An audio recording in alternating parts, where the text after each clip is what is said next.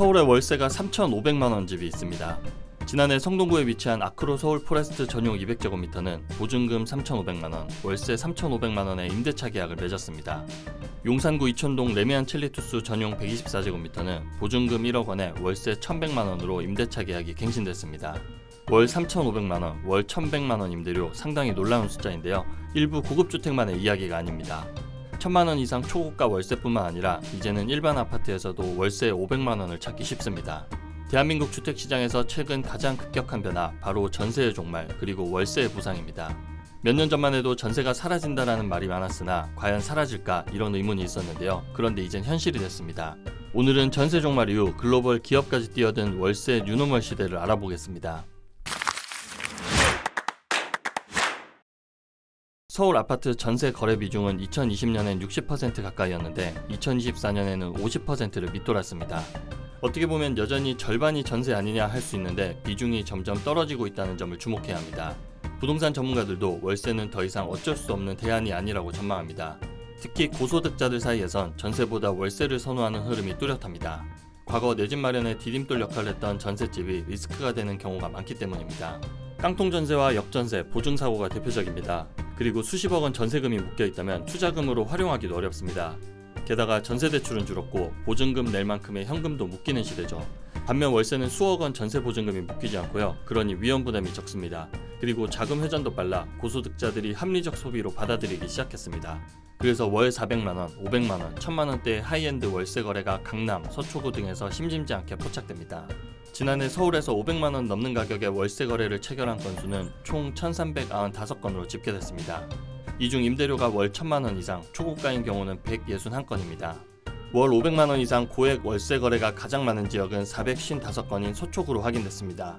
강남구, 용산구, 성동구, 송파구가 뒤를 이었습니다.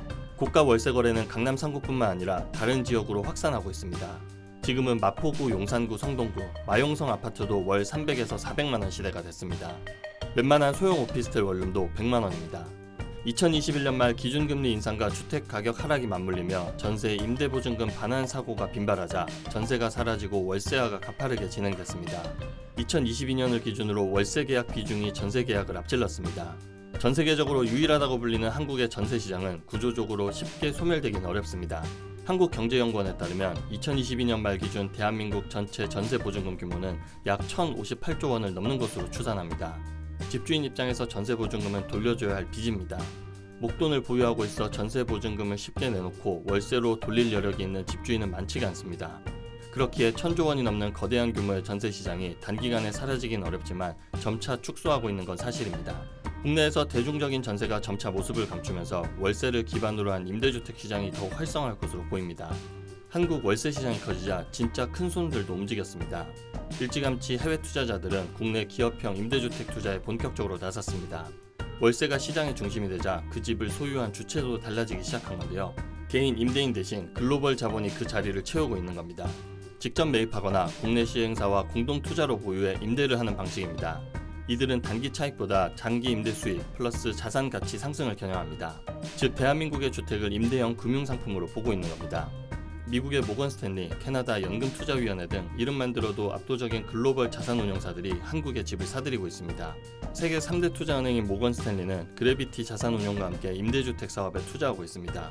서울 길동을 시작으로 독산동과 안암동 오피스텔을 사들였는데요. 각각 부동산 운용사 SKD&D, 홈즈컴퍼니와 함께 임대주택으로 리모델링을 추진하고 있습니다. 캐나다 연금투자위원회는 국내 시행사 MGRV와 손잡고 서울시 동대문구, 성동구, 영등포구, 중구 4곳에 기업형 임대주택을 개발할 계획입니다. 총 1,500실 규모로 사업비는 1조 원에 달합니다. 이들은 자본금 5천억 원으로 임대주택 사업 개발을 위한 조인트 벤처를 설립했는데요. 지분은 각각 95%, 5%로 알려졌습니다. 세계 10대 연기금 중 하나인 캐나다 연금투자위원회는 운용 자산 규모가 지난해 3분기 기준 6,751억 캐나다 달러, 약 695조 원에 달합니다. 그리고 이 시장에 1조 원 가치를 인정받은 유니콘 기업도 진입했습니다. 바로 블루그라운드입니다. 이 회사는 미국 뉴욕에 본사를 두고 있는 글로벌 대표 레지던스 기업입니다. 현재 전 세계 48개 도시 15,000개가 넘는 풀 퍼니시드 레지던스를 운영 중입니다. 한국 1호점은 강남 논현동 아스티노현 지상 20층 규모의 하이엔드 오피스텔입니다. 이 중 24개 호실을 블루그라운드가 직접 운영합니다. 가구, 가전, 식기류가 완전히 구비된 입주 후 즉시 생활 가능한 호텔형 레지던스입니다. 출장자, 원격 근무자, 디지털 노마드, 장기 체류자 등 이동하며 사는 사람들이 주요 고객입니다. 서비스 수준은 호텔급이고 공간은 내 집처럼 편하게 생활할 수 있고요.